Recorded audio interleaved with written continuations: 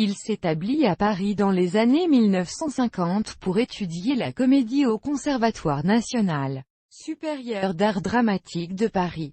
Il remporte le prix Bernstein et École des vedettes décerné aux meilleurs jeunes comédiens de Paris. Il débute sur les planches et à la télévision avec de grands metteurs en scène. L'affaire des poisons avec Raymond Rouleau. Une femme libre de Armand Salacrou avec Daniel Delorme. Les îles fortunées de Simon Gantillon, etc. Avant de monter lui-même ses propres spectacles où il fait découvrir en France l'humour judéo-arabe et pied noir. Purée de nous autres, la parodie du Cid, le Cid à Bellwed, d'Edmond Bru à classique pied noir.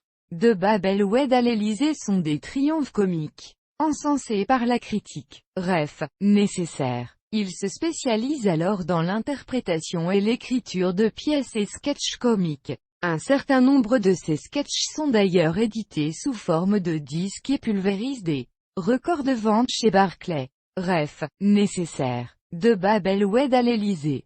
David et de Goliath. Israël embargome immédiat. Ma belle-mère. Tata Julie. Surboumédienne, etc. En 1965. Il réalise son premier film. Des clics et des claques avec Annie Girardot. Mes aventures comiques de jeune pied noir à Paris. Il poursuit son activité de chansonnier. En 1967. Le disque de son sketch satirique sur la guerre de 6 jours. Rien n'a sert de courir, est interdit par la censure, du fait de sa tonalité politique, en porte-à-faux avec la position du gouvernement français. Dans les années 1970, Philippe Clair intensifie son activité de cinéaste et devient le grand spécialiste de la comédie populaire, qu'il agrémente de son humour pied noir.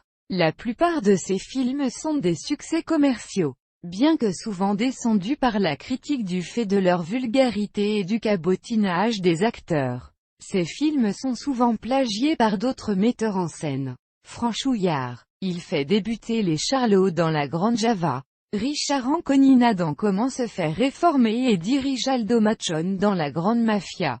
Plus beau que moi. Tu meurs et tais-toi quand tu parles. Il réalise aussi d'autres films véritablement surréalistes tels que Le Führer en folie, qui met en scène un Henri Tizot déchaîné dans le rôle d'Adolf Hitler et Alice Sapritch dans celui d'Eva Braun. En 1984, il réussit le plus beau coup de sa carrière en engageant Jerry Lewis dans son film Parouté. Rentrée, on t'a pas vu sortir.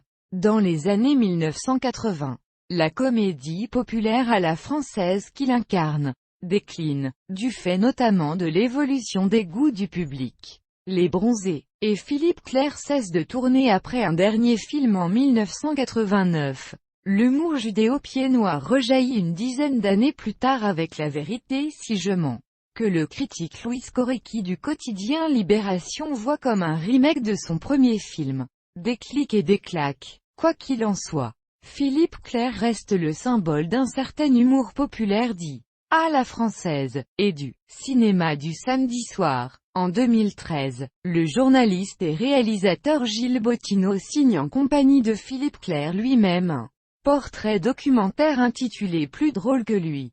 Tu meurs. Ce film, d'une durée de 52 minutes, permet de redécouvrir l'intégralité de sa carrière, en évoquant ses succès, ses échecs mais aussi sa vision de la comédie. En 2014, Philippe Clair publie, aux éditions Greux, Art, ses mémoires qu'il titre Quel métier étrange.